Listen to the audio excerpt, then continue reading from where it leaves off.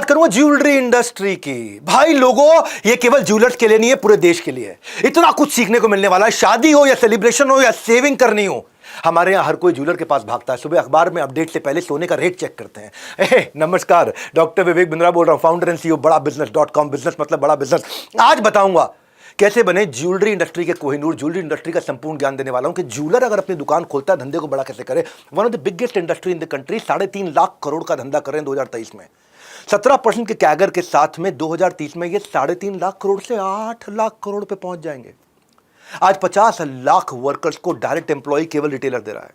Jewellery industry को कैसे grow करना है, मैं आपको 3-4 बड़ी इंपॉर्टेंट चीजें बताऊंगा। ब्रांड कैसे बनाएं, सिक्योरिटी कैसे करें, आप ज्वेलर के यहाँ सामान चोरी कैसे ना हो, डेटा को कैसे इस्तेमाल करें, ट्रस्ट कैसे जनरेट करें, लोग केवल आप ही से माल कैसे खरीदें, एक दुकान से लेकर के उसको पूरा स्केल करने तक फट फट फट फट फट फट। पहला point, build your brand. Jewellery एक आर्ट होता है, एक्सक्लूसिविटी की वर्थ होती है, वरना तो कमोडिटी है। सोने का भाव तो पूरी दुनिया में एक ही चल रहा होगा, बाजार तय करता है सोने का भाव।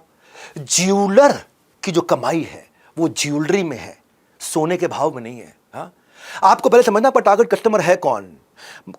बिल्कुल बजट वाला है, यंग मिडिल ऑफिसर है या वेल सेटल्ड प्रोफेशनल है, बड़ा अमीर आदमी है, घर पे रहने वाला है, कैसे ज्वेलरी इस्तेमाल करता है, आपकी यूएसपी कैसे समझ। विंटेज ज्वेलरी में त्रिभुवन दास भीमजी दावेरी को मानते हैं, फास्ट फैशन ज्वेलरी में जीवा को मानते हैं, अफोर्डेबल ज्वेलरी में कैरेट लेन चलता है, ऑफिस वेयरिंग ज्वेलरी में मिया का नाम बढ़ता जा रहा है, वेडिंग में कल्याण ज्वेलर, फेस्टिव के अंदर तनिष्क, मास और मिडिल क्लास में PP jeweller bye Pawan Gupta. PP jeweller, ये पीसी ज्वेलर नहीं है, पीसी ज्वेलर खत्म हो गया, PP jeweller bye Pawan Gupta, game changer. मास और मिडिल क्लास में गेम चेंज कर दिया पवन गुप्ता ने। अब समझो, जब आप कोई शोरूम खोलते हो, स्ट्रॉन्ग स्टोर विजुअल बड़ी इंपॉर्टेंट चीज है। ये एक्सपेंस नहीं, इन्वेस्टमेंट होती है। डिस्प्ले जो है मल्टी डायमेंशनल होना चाहिए। 3 बातें याद रखना फटाफट से। हाइट, लाइट, स्पेस, इससे लग्जरी आ जाती है। अगर आपके शोरूम में थोड़ी अच्छी हाइट है, बहुत सारी नेचुरल लाइट है और काफी स्पेस है, क्लटर्ड नहीं है, ये हो गया लग्जरी। ऐसे ही आपको पहले ही पैसा ज्यादा मिलना शुरू हो जाएगा। इसमें चौथी चीज बड़ी इंपॉर्टेंट है, जो लाइट है ना, वो ऐसा ना हो कि आंख पे चुभे, वो ज्वेलरी पे जानी चाहिए लाइट। कूल, कंफर्ट और कन्वीनियंस का होना चाहिए। शादी की जब ज्वेलरी आदमी खरीदता है ना, ध्यान देना, याद करना, 3 से 5 घंटा बैठता है शोरूम में, 3 से 5 घंटा, तो उसको कूल, कंफर्ट और कन्वीनियंस देना है।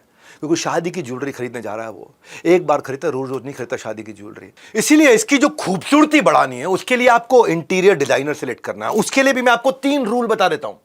भाई साहब, बिजनेस मतलब बड़ा बिजनेस, वो चीजें बताता हूं जो कहीं नहीं मिलेंगी एक साथ, सारी की सारी।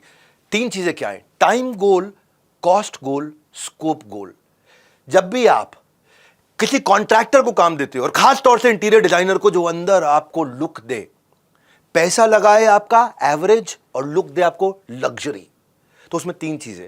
टाइम गोल मतलब कितनी देर में बनाएगा, कॉस्ट मतलब कितने खर्चे में बनाएगा, स्कोप मतलब अंदर क्या क्या लगाएगा। तो मैंने काफी ज्वेलर्स के साथ रिसर्च करी, बहुत सारे नाम आए। एक नाम मैंने बार बार सुना, वो था ब्रांड केटल। जब आप ब्रांड केटल के साथ काम करते हो, ये भी एक अच्छा ब्रांड है जो इंटीरियर डिजाइनिंग खाली प्रीमियम ज्वेलरी शोरूम्स के करता है। कॉस्ट लेता है कैसे, लो कॉस्ट में प्रीमियम स्कोप, कम टाइम के अंदर कम कॉस्ट में कैसे देना है।